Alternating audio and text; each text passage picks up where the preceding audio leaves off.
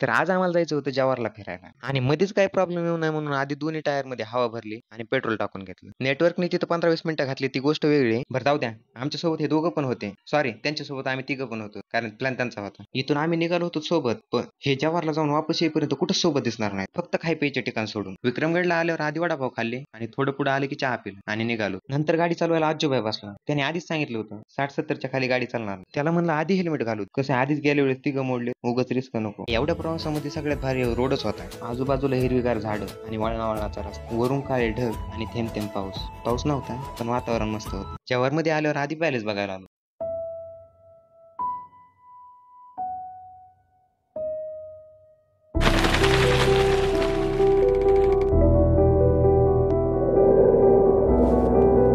बघतच होतो की तेवढे त्यांचा फोन आला आणि म्हणले फोर्टवर या. आम्हाला पण वाटलं असं एखादा किल्ला. हे बसले होते पॅलेसच्या मागं आणि आम्ही होतो पॅलेसच्या पुढं. त्यांना माहित नाही आणि आम्हाला माहित नाही. यांच्या नादात आम्ही गेलो दुसरीकडेच आणि आलो राजवाडा फिरून.